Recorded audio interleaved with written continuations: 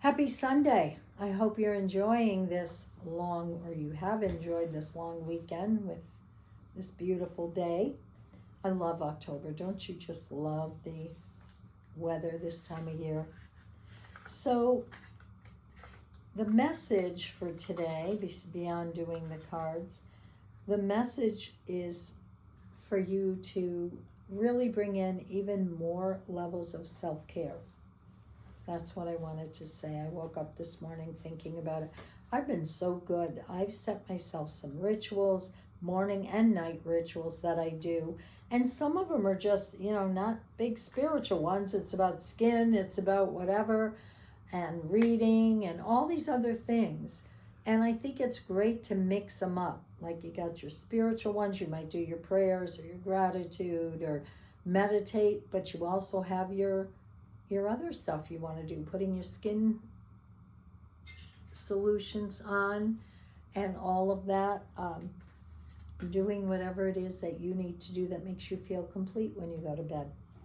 So, and if you haven't done it in a while, come up with a new one. Might be fun for you.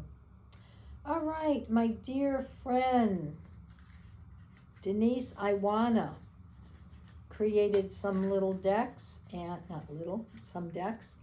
And this is the Mysteries of Ancient Egypt Empowerment deck.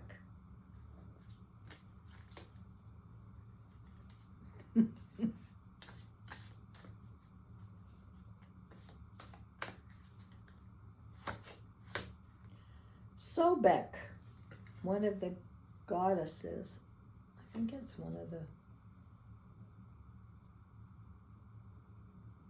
Oh, sorry, it's a god. Sorry, Sobek. I was like, either this one is exploring or I wasn't sure. Okay. Contemplative word power, symbolism, Lord of the Waters. I am defender of the weak and the strength of the mild. I help the dead to see. Essential oils, papyrus and lotus. Known as the god of crocodiles. Oh, I'm familiar with this now. Sobek represents raw fierceness and the accountability that goes along with wielding our personal power in a responsible manner. He instills it in us, the universal principle that true strength comes from gentleness and selfless giving. Allow the indomitable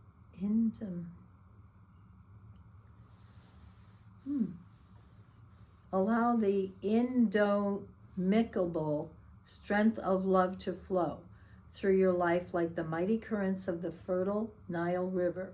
Come to know yourself and see the many gifts that you have been given to share. Employ them as a source for abundance in your life and a source of goodness in the life of others. Step into your power. Let spirit flow through you in your own unique way. Your daily mantra, I claim my power and share my gifts with the world.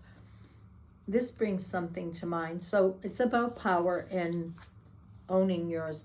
A couple things. When I took a group to Israel and Egypt in the same trip, talk about shifting stuff. Both of those, or one of them, would be powerful, never mind two together. What happened was we were able to go into all these different temples, and there was the temple of the crocodiles where they used to put people down there to go through an initiation, and if the crocodile ate you, you lost. But still, the energy in there is like really creepy. And then in the bottom of the Great Pyramid, I forgot what they call it. It's the basement floor.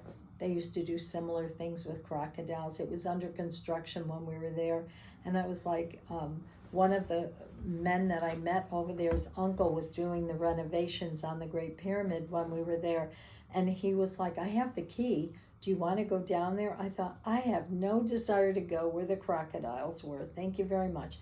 Maybe it's bringing up my own issues from that time, but instead we went up to the Queen's chamber and the King's chamber.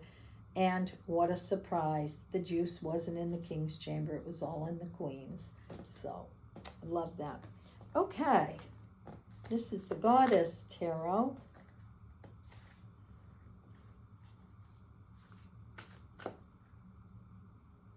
Sorry, I have something in my eye.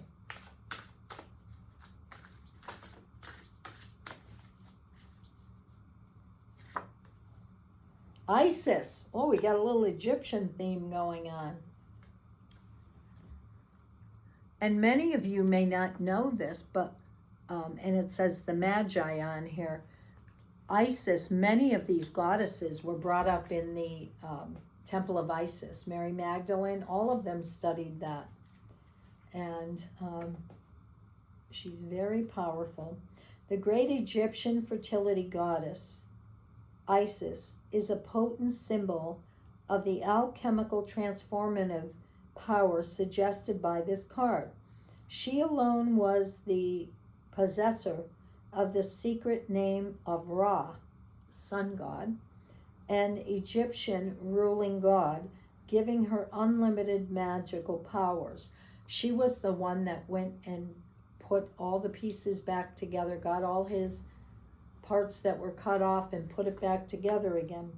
A growing awareness of the magic within yourself, a yearning to grow beyond perceived limitations. You are able to transform your life through the strength of your originality and power. All you need to do is own it. Renewed creativity and vigor. That's all we got to do. But she's amazing. Amazing. The whispers of Lord Ganesh. Ganesha is the Hindu elephant god that removes the obstacles on our path. I'm just going to cut it. Courage. The artist on here is beautiful. So he's riding a lion. He's not even holding on. He's got all his hands up with his little tools in his hands. And he's just embracing this lion.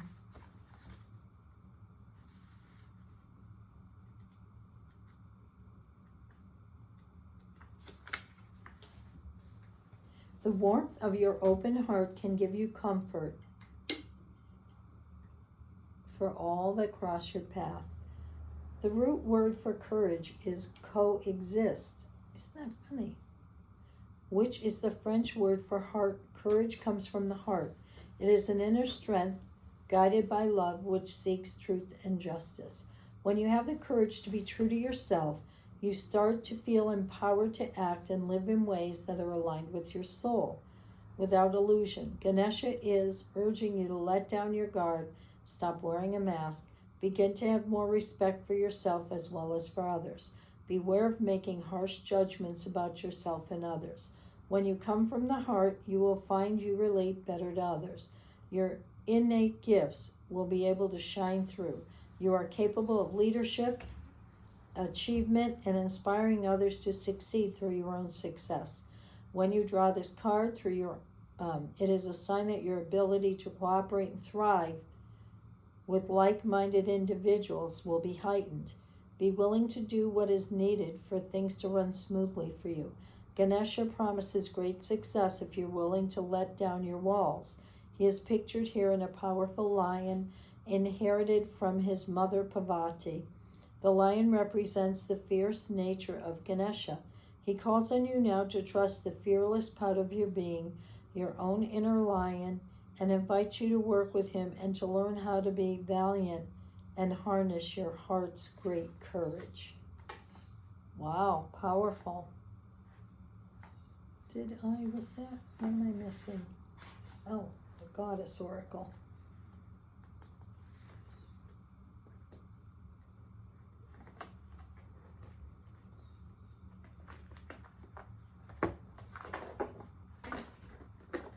So we already had one of the goddesses, Isis, and two of the gods, Ganesha and Soba. Must be all about the gods and goddesses this week. Lilith, step back. Love Lilith. Power. So we got 2 cards saying power this week. I wonder what's happening that we need all this power. Lilith gets a bad rap all the time. They make her and Sekhmet out to sound like crazy people, and they're not. They're very intense, manifesting goddesses.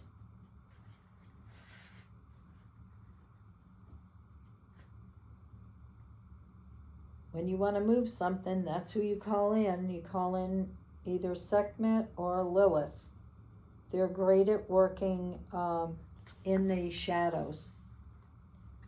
I dance my life for myself. I am whole. I am complete. I say what I mean and mean what I say. I dance the dark and the light, the curious and the unconscious, the sane and the insane. I speak from myself, authentically, with total conviction, without regard for how I might look.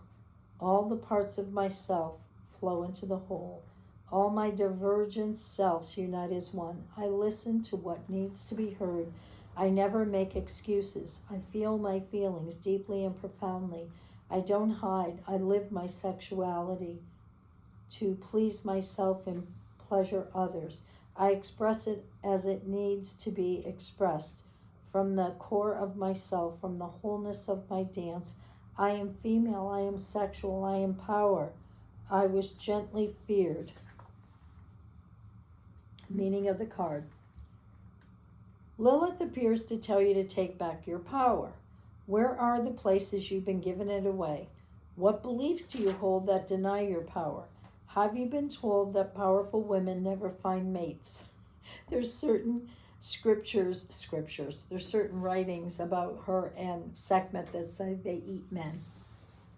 Or that women can't have power because that would make them unfeminine. Have you been teased, shunned, ostracized by others that you've stepped into your power?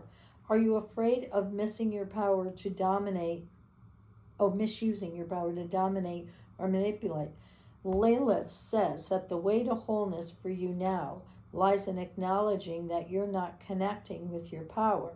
Then second, coming to terms with and accepting your power. Wow.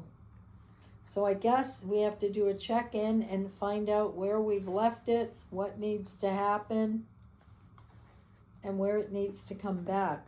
You know, there's a great little ritual, and I do it every week where, and it doesn't matter on the words, you can create your own, where I actually call back my power from anybody that has taken it from me.